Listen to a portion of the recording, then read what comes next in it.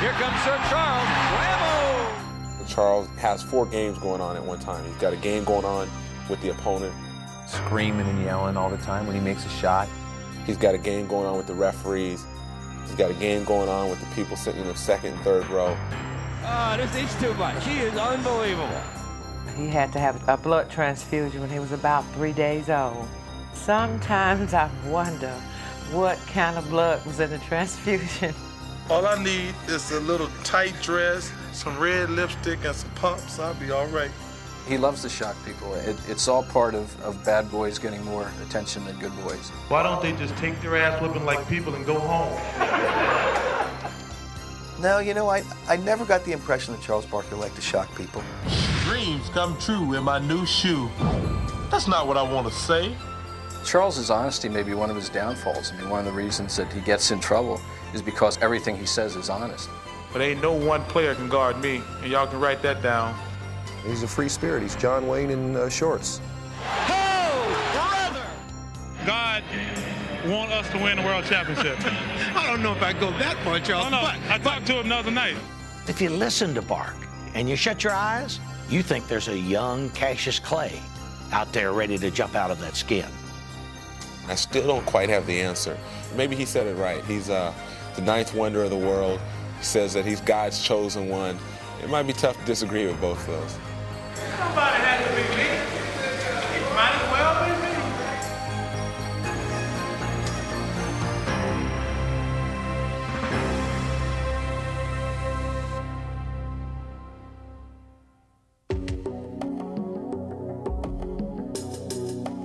When trying to explain Charles Barkley, it seems that no single image is enough. But despite all of the descriptions that have been offered, there is one that is rarely heard. He was a very shy kid. You know, he was just, he was quiet. I mean, he was. Though this may seem hard to believe, growing up in tiny Leeds, Alabama, that's how Charles Barkley was known. He was on the chubby side, and he was just about as chubby, as tall as he was chubby. And kids used to pick at him. Raised by his mother and grandmother, young Charles was not only quiet, but also unusually mature. He was a father to his younger brothers, you know, because he grew up without a father. I would work 2 jobs, and I would get up so early sometime in the morning time to leave home. I wouldn't have time to do anything. But by the time I got home from that second job at night, the house would be clean as a pin. My mother cleaned houses, and my grandmother worked at a meat factory. They did whatever it took to make sure that we had something all the time. We didn't have a lot, but we never went without. So that's probably the greatest thing that I learned from him. Just do whatever it takes to make yourself successful. With that lesson in mind, Charles began to play basketball, not only with thoughts of fun and games, but also of his future. In high school, my #1 priority in life is to make life easier on my mother and grandmother. So I'm thinking just go to college for free, because if I didn't get a scholarship, I wouldn't have been able to go to college. But as an overweight 5'10" guard, Barkley didn't appear to be a likely target for college recruiters. His height, it's just hard for him to compete. Plus his shot in high school wasn't that good. Charles was so average. Despite his obvious shortcomings, Charles remained determined. You know, a lot of Saturday nights when the other boys would be out going to dances and things, Charles would be down on the basketball court, right down the street, bouncing a basketball. Charles's skills were improving, but it didn't really seem to matter. He would come home and he would cry sometimes. He said, "Mom, I am good enough to play on the varsity team if they would just give me a chance." His granny would tell him, "Just keep working, baby. If you got it, somebody's gonna see it." Clinging to this hope, Barkley struggled in vain to overcome his physical limitations. And then, as if to reward his faith, Providence finally lent a hand. He started to get bigger and bigger and taller and taller. Everybody was like, "Hey, come down to the gym. Charles Barkley can touch the rim and slam a basketball." And I thought, there's no way Charles Barkley can dunk a basketball. He's 6 foot. Barkley's surprises were just beginning. Shooting up in height, he would finally have a body that was a proper vessel for his determination. Between my junior year and senior year in high school, I went from 5'10" to 6'4". Even though when I had the growth spurt, I was never really awkward because I had been playing guard all those years, and all of a sudden, everything just fell perfectly into place. It would not be long before Barkley began catching everyone's attention. You know, and God is good. He just happened to be in the right places at the right times, and the right people were in the stand, and they seen him play. And they said, where they been hiding this kid? Charles finally had his chance, and he wasn't going to blow it. He would make Leeds High School one of the best teams in Alabama. But more importantly, he would reach a goal that only months earlier had seemed impossible. He earned a scholarship to Auburn University. One phase of his life was ending, and another very different one was about to begin.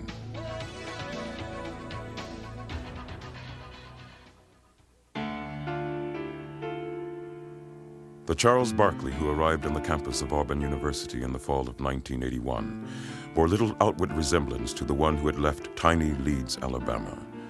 Over the summer, he had grown in both size and athletic ability, and now, away from the domestic responsibilities of home for the first time, he was feeling his oats. I would not let him break the breakaway rims down. And he would, every time he would dunk, he would break that rim down and look at me like, what are you going to do about this, sonny? And I said, now, if you break the rim down one more time, you're out of here. And naturally, he's going to do that. He broke it down, and I ran him out of practice. If Charles was causing a stir on campus, it was nothing compared to the impact he had once he took the court for the Auburn Tigers. Watch Barkley moving underneath now, always in motion. Oh, there goes Barkley. Look out for this one. Here comes Barkley. Are you kidding me? I've never saw anything like that in my life. Are you kidding me? They threw it away. Barkley with a great anticipation. Look at the big guy move. Do you believe it? Barkley.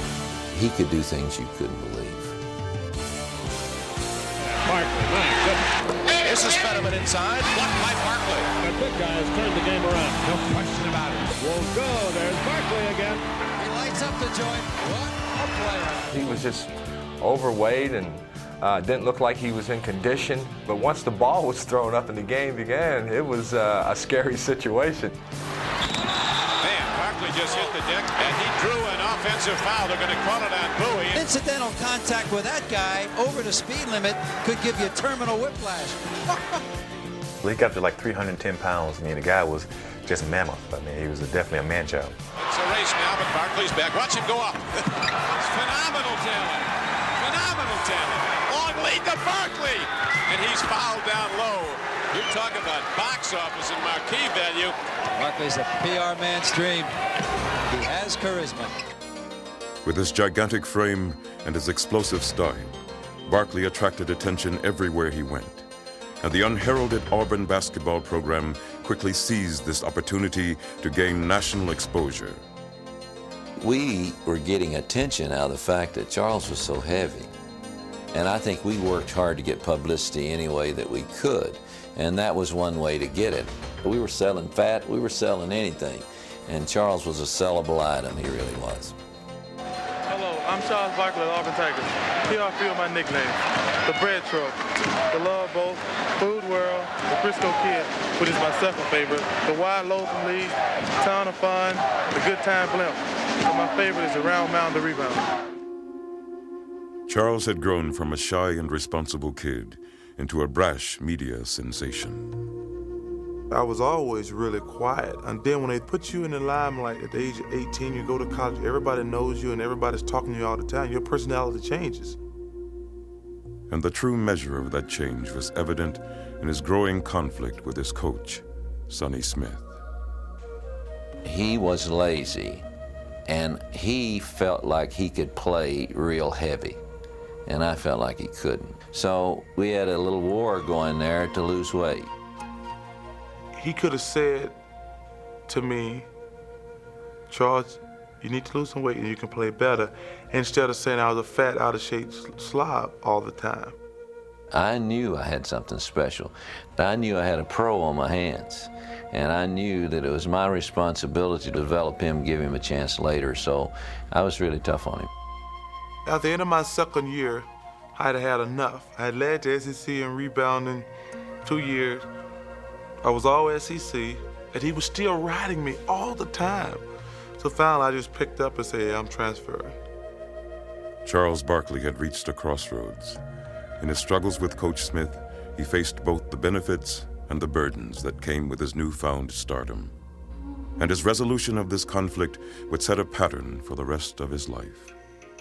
We had a meeting, and we sit down, and he said, hey, you lose a little weight, you'll play harder, you'll play better.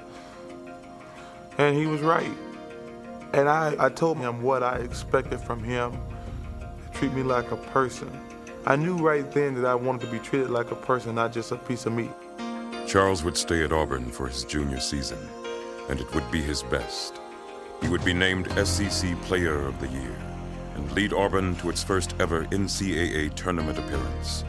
And as he made his decision to forego his senior season and enter the NBA, he looked forward to a bright professional career and looked back with new perspective.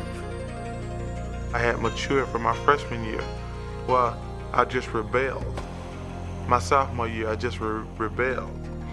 But by the end of my sophomore year, I knew that I wanted more, expected more.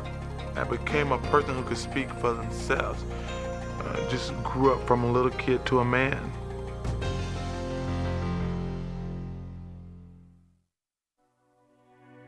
With his final season at Auburn, Charles had established himself as one of the most talented players in college basketball.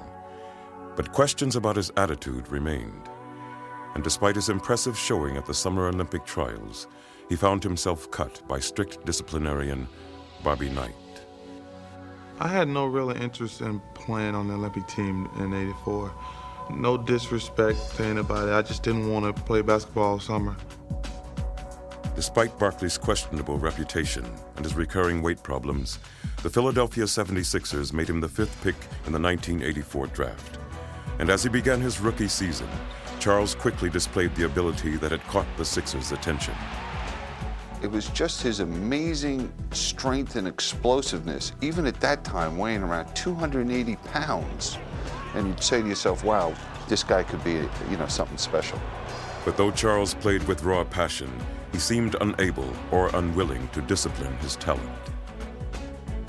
Charles's first year was quite an experience. Charles would act up. Charles wouldn't run back to half court. Charles was very difficult, to say the least. It seemed as if Charles had once again fallen into the rebellious trap that he had struggled through at Auburn. But now, he would have veteran center Moses Malone, one of the NBA's hardest workers, to provide him with an example. You could see that Charles wanted to be great, but he didn't want to work at it. So I said, Charles, things you got to do, it's not going to come easy because right now you're into pro ball, you got a lot of great athletes. So what you got to do, get the attitude and get mean and get aggressive and come play every night. Under Moses' tutelage, Charles learned to tap his vast well of natural ability. Up until then, I had never worked hard. I just played the game strictly on talent. He taught me how to work hard. I got in really good shape, and I'm just watching him and learning from him. As he began his second season, Barkley saw Moses' lessons begin to pay off. Alive, Barkley's there. Goodson again. Reverse left hand by Barkley. Here's a bad pass. It might get out of hand. Not before Charles gets it. Bingo. That's just a question of Charles wanting it more in the Dan Brown field. He got believing in himself and got believing in what he could do. And he went to another level.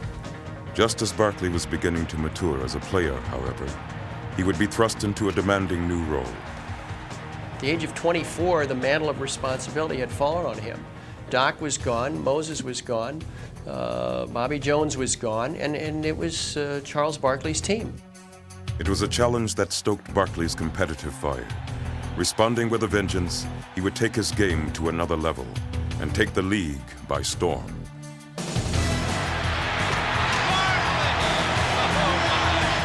Charles just taking over now. Oh, what a pass! Oh, that's the pass of the year. That's the finish. Gotta finish. Oh, what a rejection by Barkley! What a play! What a play! Comes Charles down the physical. The guy's just relentless. So here's Barkley now, going to go in by himself. Gets the offensive rebound and slams it. I think he intimidates everyone. Barkley, the move, and a foul. He's just unstoppable. Bull taps it once and can't make it. Charles looks like he's just determined to take over this game about as authoritatively as you can. He went, whoops, the sucker play by Barkley. Does it work? Yes! Oh, Charles was now dominating opponents and doing it in an entirely new way. Charles is on the run again. 2-on-2 behind his man, right by Ellis. Oh! Here you had a power forward in a small forward's body with guard instincts, and there's never been a player that I can remember that combined all of that. He's bringing the house down. Barkley had become one of the league's marquee stars, and no one was enjoying it more than Charles himself. Charles is a fun-loving guy, and a big part of his success, I would say, is fueled by emotion.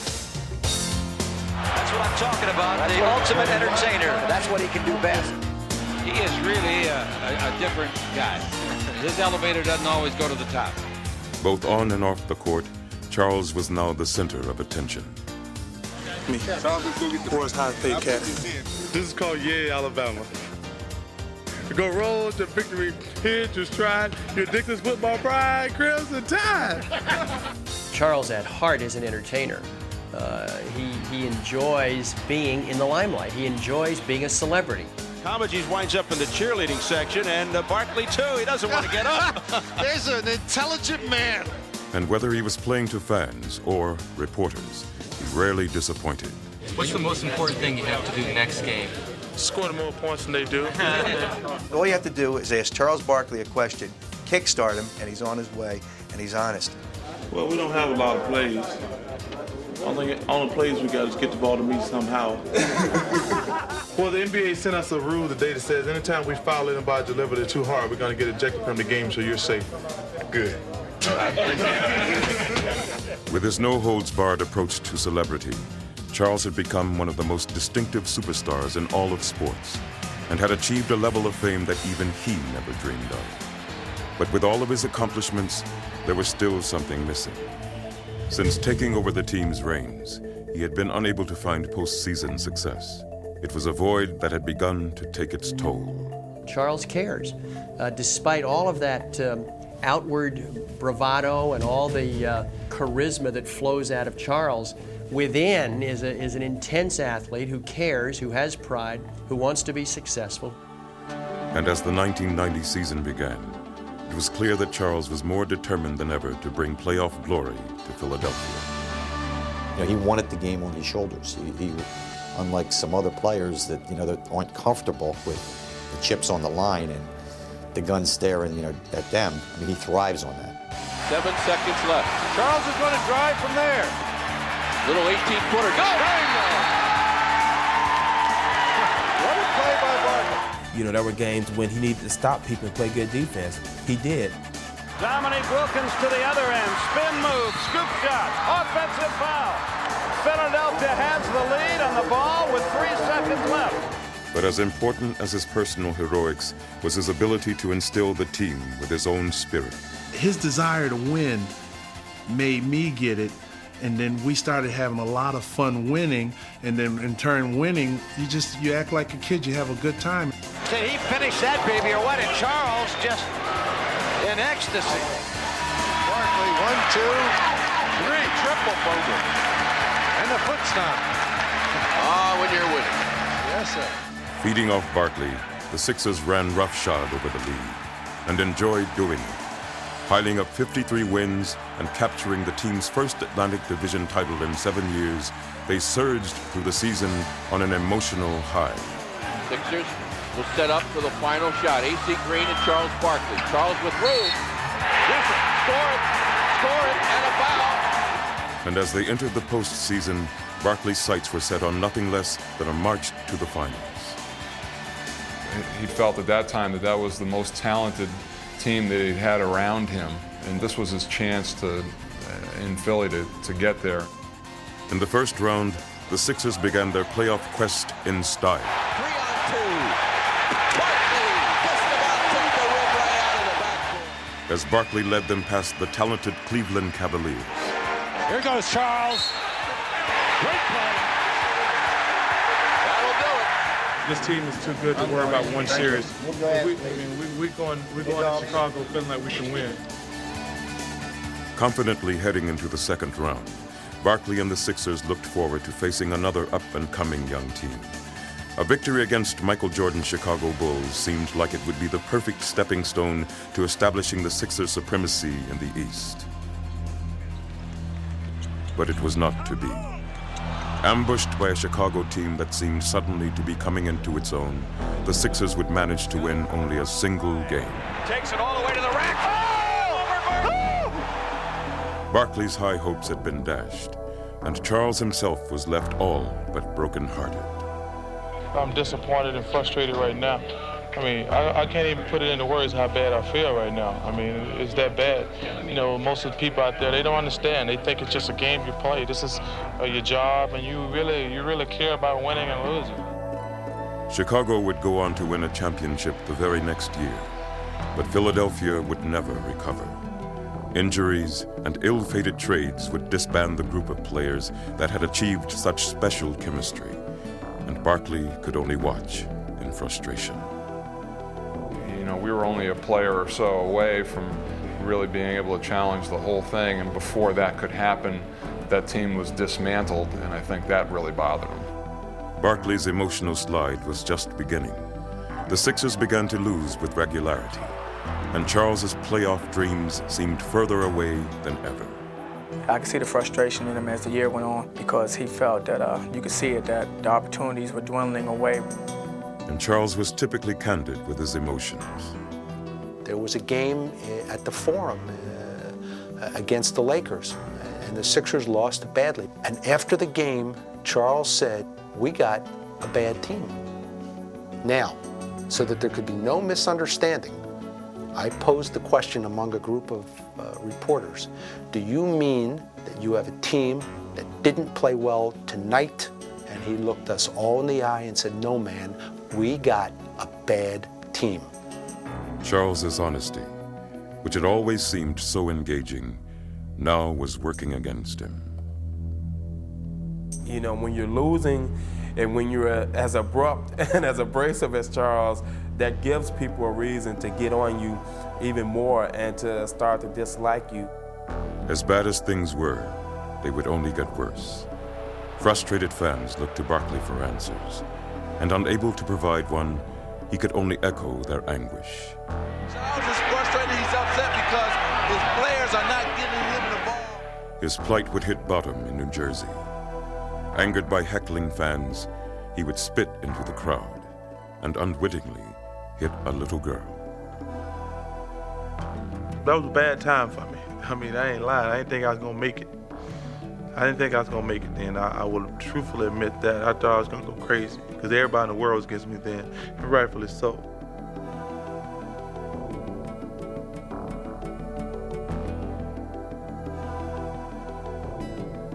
So the spin incident is where it all changed. It made me really take a closer look at myself. But the most important thing it did was it made me realize that I wanted to win too bad. There shouldn't be anything on a basketball court that make me want to spit on another person. And that's kind of where it all changed for me. Charles knew he needed to change, but stuck in Philadelphia, he would not be given the chance. Besieged by questions about his character, his leadership, and even his ability, Charles could only stoically bide his time. You want to stay with this team? I just want to win. I just want to win. Charlie, do you want to stay here? Finally, after a year and a half of waiting, he would be given the opportunity that he craved. Charles Barkley, he has talked long and hard and loud about his hunger for an NBA title. He was traded to the Phoenix Suns with a 3-for-1 deal. The trade, Charles now faced the defining test of his career. The Suns offered him what he wanted most, a second chance. But he knew also that if he failed, it would probably be his last. Before Charles could meet his destiny in Phoenix, he would join the Dream Team for the Summer Olympics. And from the start, his trip to Barcelona seemed to renew his spirits. Good morning, ladies and gentlemen. We'd like to welcome you aboard. This is Glad to be here. It meant a lot to me because they were saying, hey, you're a great player and you've done a hell of a job, even though your team hasn't been winning. So that was great. Reaffirmed as one of the game's top stars, Charles again found himself in the midst of adoring fans. It was like traveling with, I guess, the Beatles. You know, that stuff you see on TV where there's thousands and thousands of people waiting all the time. It was unbelievable. While some Olympians may have found the constant crowds and attention daunting, Charles took to the streets with relish. I'm in the Olympics. I wanted to see it. I mean, it's a once-in-a-lifetime thing. I'm not gonna spend the whole time in my hotel room. I think that's crazy. One of the game's most visible figures, Charles attracted the media in droves, and he entertained them like the Charles of old. People usually go after the guy who's the most vocal, and he didn't disappoint anybody. He was in rare form. How much do you know about Angola, the guy that you would be playing there? And I don't know anything about Angola, but Angola's in trouble. And how did you feel in 1972 when the Soviet Union beat the United States in that wild game? Well, I had just flunked my entrance exam into kindergarten, so that was the only thing, you know. Charles was once again enjoying his celebrity status, and at the same time, he reveled in being a part of a team where he was not the only focal point. David Robinson, Patrick Ewing, Michael Jordan. This is like Charles, what are you doing, lying again? spring break in the ghetto. It was kind of just like hanging out at a big fraternity party. Come on, man, get your bowling ball here. Hey, that was a good joke. Did you do that too? I did. That's pretty damn good. Sometimes I dream that he is me. I just want to be like Chuck. Mike. Is this fun, Mom? Relieved of the burden of carrying a losing team, Charles was also having fun sharing the court with his superstar teammates. And Charles is on the run again. Behind it. If I just do my thing, they gonna make me look good, I'm gonna make them look good. Because if you're a great player, man, the game is so easy. And the better players you play with, the game is even easier. Charles, these guys were so nice and friendly, and they were patting each other on the back, commending you all. Is it hard? They gotta beat by 40 points. But is it hard for you nice to turn? guys finish last. And as the Dream Team swept to its ultimate goal, As expected, won the goal here in Barcelona. Charles could just relax and enjoy it. I think there was never really any doubt we were going to win the gold medals. We took the gold medal for granted, but the whole Olympic experience was just fun for me. Though Charles's triumphant Olympic performance had served notice that he retained his distinctive flair, he arrived in Phoenix facing heavy scrutiny. The Suns hoped that Charles would transform them from a perennially good team to a championship contender. But the questions that had arisen in Philadelphia had them nervously wondering whether he could handle the challenge. I remember when we made that trade, people were skeptical about that. They said, well, a conservative community like Phoenix, how are they going to accept Charles Barkley? We're like everybody else. We knew what you read in the paper or what you hear. And I think everybody was a little, anticipating maybe the worst. Though the pressure on Charles could hardly have been greater, he faced it without ever letting it affect him. You know, when I first came to Phoenix, I'm going to be myself. I don't really worry too much about what other people think. From the first day of training camp, he challenged his teammates. I remember one of the first things he did in a practice was he just hammered Cedric Ceballos. He wanted to see how everyone was going to react to that. I just thought that was unnecessary, uncalled for. I let him know, and we got into a little verbal battle out there on the court. His reason for doing it was basically trying to see who was going to speak up and who would go to war and who would support their teammates. I think everybody started to see that, there's only 12 of us. We need to have all 12 going in the same direction and going towards the same goal. And he brought the team a lot closer by doing that. With his new teammates now firmly behind him, Barkley was ready to take Phoenix into the 1993 season. Gets it out front to Howard. It's stolen by Barkley.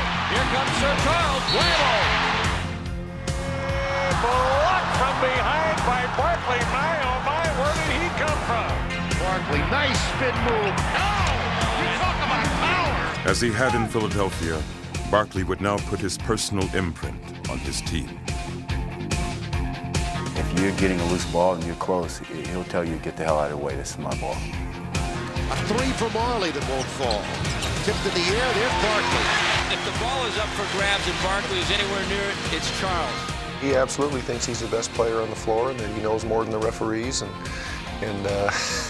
you know, nobody should stop him. Here he comes again. And here comes Charles. Don't get in his way. He brought that role of being Mr. Big Tough Guy all the time, making sure that everybody knew that, you know, when the Suns are coming to town, it's a possibility of you getting blown out, getting your butt kicked or whatever. Everybody's starting to put their shoulders up higher, their heads high, and walking with that arrogance. The Barkley-led Suns would take the NBA by storm as Charles continued to surprise his teammates. Beautiful pass. Barkley spotted Barkley. I really knew he was a great player, but I didn't know he was the all-around player that he is. Barkley, and look out, here comes Phoenix. Oh, look at that pass. Oh, my goodness. I didn't realize he could shoot the ball from three-point range. McGill bounced to Charles, 4-3, got it. Beautiful shot, Charles. I didn't know he was a good shot blocker. Blocked by Barkley. Oh, what a block. I mean, he's won probably 3 or 4 games just by blocking shots at the end of the game. 8 seconds to play. Here's the drive by Smith. It's blocked by Barkley. Saved by Marley, and he's fouled with 3 seconds to go. Barkley made the block. Barkley made the block. Oh, brother. 3 seconds left in the game. It was just an unbelievable feeling to be on a good team with good guys, and it's just fun when you win. It's that simple. Barkley was once again lighting up arenas with his unabashed love of the game. And the skepticism that had greeted him in Phoenix now turned to celebration.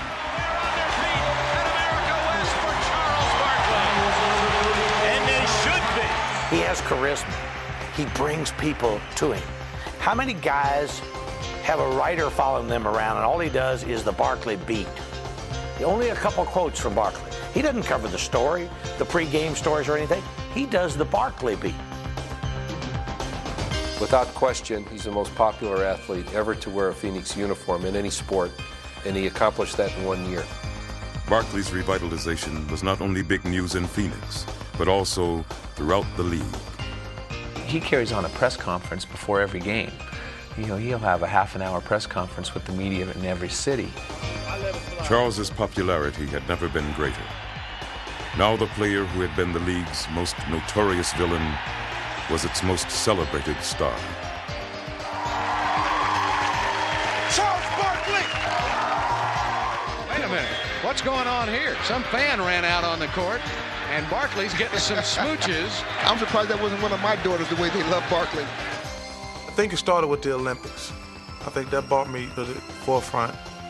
But in the last year or so, man, it just kind of all just like boom. And now, ladies and gentlemen, the man we all know and love, Charles Barkley. Action. Check this out. No matter how much success you have, every time you go to the next level, it's still mind-boggling. But no matter how high Barkley's popularity skyrocketed, he never lost sight of his goal. Money doesn't matter, endorsements don't matter. The only thing matters is winning. And win is what he would do. He would lead the Suns to the most victories in franchise history and garner for himself the game's highest individual honor. You led your team in assists, you led them in rebounds, you led them in points, and you led them to the best record in the NBA. The fans here and around America join me in congratulating you, Charles Barkley, the 1992-93 National Basketball Association Most Valuable Player. Congratulations. Charles had completed his remarkable resurrection with a flourish. Charles's teammates now are bowing down to him. But it was clear that Charles's most important test lay ahead of him. That had been obvious from his first day in Phoenix. When Charles came in, I showed him the arena, the new arena here. I said, Charles, you see this beautiful, magnificent building? It was all built without your services. I took him into the arena. See all these seats? They will be full. And I want you to know something, Charles. You didn't put one person in the seats. Every seat was sold out before you ever got here. Now, look up there. What don't we have? Championship flag. That's what we want from Charles Barkley. If you don't bring that championship to us, then don't be telling us what you did for us. Clark pass to Worthy. He might score it himself. Slam dunk. But as the playoffs began, it looked as if Charles's inspirational season was going to end embarrassingly short of expectations. And the Los Angeles Lakers go home one victory away from knocking out the winningest team in the NBA. Oh my. We're down 0-2, and I know the next question is, are you guys dead? No, we're going to win the series. We're going to win one Tuesday, and the next game's Thursday. We'll win there. Then we'll come back and we'll win the series on Sunday. And everybody will say what a great series it was. Westfall had made the guarantee, and now Charles would shoulder the burden of making good on it. Hey, sir, let's put it together, guys. Let's win. We got to win tonight. That's simple. Let's show up. So you're always nervous, but it's not a nervous scared. It's nervous like, what can I do now? What he would do was to lead one of the most dramatic comebacks in playoff history, as he simply refused to let the Suns be defeated. They're fighting for their life, led by Charles Barkley. Charles makes everybody's job so much easier because he takes such a burden on himself. He's the superstar of the team. He is willing to take that responsibility for wins and losses. Leading the Suns to 2 straight victories in Los Angeles, Charles returned to Phoenix ready to fulfill Westfall's prophecy. And though the Lakers put up a bitter struggle, Charles finished them off with a relentless determination. In overtime, Phoenix advances. Barkley's next challenge came in the person of San Antonio superstar David Robinson. The baseline gets in underneath. A lot of traffic, though. He's going to lose the ball. Dives for it. Finally picks it up. Here's his fadeaway. Got it. He wouldn't give up on it. With Barkley and Robinson battling to a standstill, the series remained deadlocked through 4 games. But it would be in the 5th game that Barkley would face the Spurs' stiffest challenge. In Game 5, I played my best game of my life. We were down the whole game, and I scored 20 points in the 4th quarter, and it was just unbelievable. Barkley now comes in underneath. Reverse layup, won't go. He battles for the rebound, follows and scores. Robinson, he tries to jam it, and it's blocked by Barkley. The defensive gem of the night. Here he comes, there he goes. Those are the big plays the Suns need. Ainge on the drive. He'll follow. No! Barkley's there. He'll put it up. What a shot! Oh, my goodness! He has been a terror here in the 4th quarter. What a game! Nothing personal. I don't mean to brag, but can't no one person stop me. But don't take that personal. Game 6 would again turn on Barkley's personal battle, as the Suns again looked to him for last-second heroics. It's time to go to work with Chuck. KJ will be up. We got 3-point shooters spotted. Bring Chuck right to the ball. Chuck, you go to work. Yeah, I got the best. He wants the ball. Charles wants the ball in every pressure situation there is. Robinson on Barkley. It's his game to win. Barkley, 20-footer, yes, with 1.8 seconds. Charles Barkley. I'll take any shot, anytime, anywhere. Somebody got to be the hero. Might as well be me. In the conference finals, the Seattle Supersonics strategy was a simple one. Stop Barkley, and you stop the Suns. Barkley takes it inside, keeps coming, goes to the hoop. He's knocked down. No whistle, no harm, no foul. Double and triple teaming him, Seattle worked to frustrate Charles. But his fiery determination was undimmed. He goes in, knocked down, Barkley follows and scores. Well, the Suns just didn't give up on him. I mean, he might fail, but he's not going to fail because he's not giving it a shot. Charging over and around Seattle's swarm of defenders, Barkley carried Phoenix to a 3-2 lead, and within 1 victory of his first finals. I remember last year we were playing Seattle in the 6th game. You know, he put on his jaw. I think the patent tape, had us listening to that. He goes out there and he doesn't have a good game. Doesn't play. He plays hard, but he was playing hard and he was hurting us though, as he always said. Barkley blocked by Perkins. Boy, what a scramble. Barkley, fourth attempt, doesn't score. This is one that you can definitely pin on me. How it's a difference in the game. It's not often when a guy who's supposed to win the game for you blows it for you. But you take the good with the bad. I wasn't feeling too good because you never know what's going to happen in a situation. Because someone could have gotten hurt, he says, hey, don't worry about it. He says, don't worry about it. Yep, we gave that game to him. He says, I did anyway. He says, don't worry about it. Barkley again faced the end of his finals quest, and again he would rise to the challenge. At that point, I'm saying to myself, I just got to play the best game of my life, and I'm going to the finals. Frank Johnson comes up with a loose ball. The Suns on the run. Give it to Barkley. Huevo, that's all they needed. Barkley, wham, bam, slam. Here's the man going to work. Gets the double team. Oh, my. Said, don't get in my 41. Attention, attention, Chicago. He takes it to the iron and misses it. Gets her rebounds. Barkley, he's everywhere. And that's what happens when you got your game on.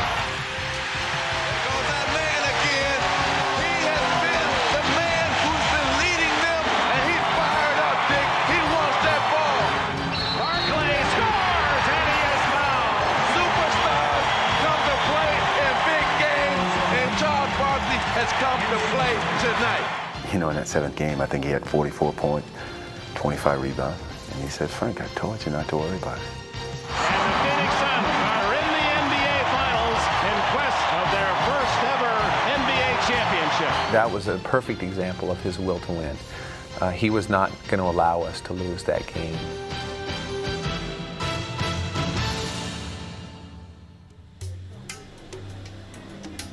Charles's long-awaited trip to the championship series was finally at hand. His journey had been an arduous one, but now at last he would lead his team into battle for basketball's ultimate prize.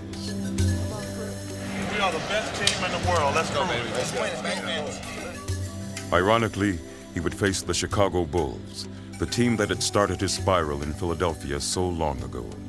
But this time, he would not be defeated easily.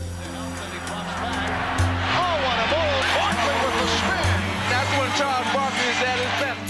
And even as the Bulls jumped out to a 2-0 series lead, Charles remained steadfast in his belief in himself and his team. Kevin Johnson hearing it. Wow, hearing the Bulls. To the Phoenix fans who were getting on Kevin tonight, if Kevin Johnson, we wouldn't be here without him. And if you're gonna boo Kevin Johnson or give him a hard time if he's struggling, please don't come to the game, because we don't need you. If you're not going to be with us through the good times and the bad times, we don't want you here. He is with his team, win or lose, good or bad. And he stood up and he was counted. He puts nothing ahead of his teammates, and I think that's a great quality that he has. And he knew that if he stepped up and said something nice about KJ and that we're still behind him, that people would step back and listen to him because of who he is. He had seen his team in Philadelphia dismantled. Now in Phoenix, he would hold his team together. Charles has come to play, and he's come to lead his team. He's putting them on his shoulder saying, I'm going to lead you. Everybody follow me. Though Barkley would ultimately come up short in his cherished quest, he would never stop fighting. That's a superstar.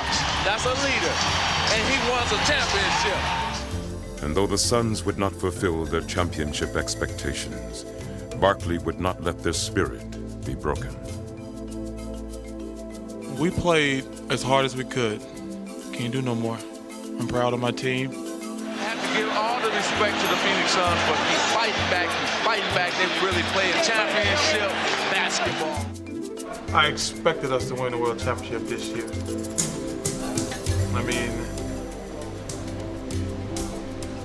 I expected it all the way. I don't really think we came away empty. I think that we gave it all we had. We played as hard as we could, and that's all anybody can ask of you. You kind of actually caught between a rock and a hard place. because you want to say it was a great year, but you feel so bad right now. In your job and in whatever you do in life, if you can honestly say you did the best you could, I think that's all that matters. I don't think anybody can ever say they had a year like I've had it. If we had won, that would have been a capper. He wants it real bad, and he does have it in perspective. If he doesn't get it, his life's not going to end because he doesn't get it, but when he's out there competing, he probably feels like it's going to end if he doesn't get it.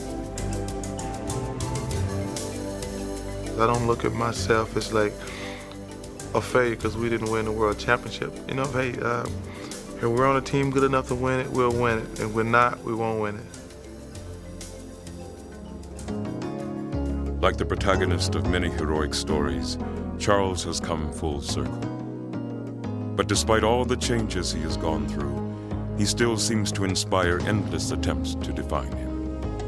Charles is the epitome of the conservative ideal, of a guy who never asked for anything, who overcomes odds, goes out and competes, doesn't make excuses, doesn't whine. He just has made a success out of himself. Opinions and perceptions change, but Charles is so enduring. I think anybody that knows Charles Barkley, it's very difficult not to like him. He loves life. He loves the game. He's always smiling, even after bad games. He's just a guy that loves sports, loves his job, and makes everyone else's job a lot more fun. Perhaps he is such an intriguing subject because he has never been particularly worried about making himself clear, except, of course, to the one person with whom he has always managed to come to terms with, himself. You know, people think you're trying to be this and that. I mean, where I'm from, if somebody asks you a question, you tell them the truth. I mean, and if I had a chance to do it all over again, maybe I would have just said what they want me to say. But I'm proud of myself because I didn't, because you should be able to be honest. That's it. Simple.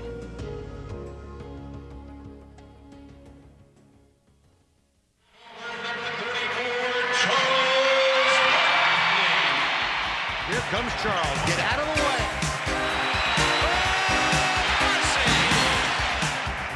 And give it back and send it in. He's on the move. Nice return, Barkley.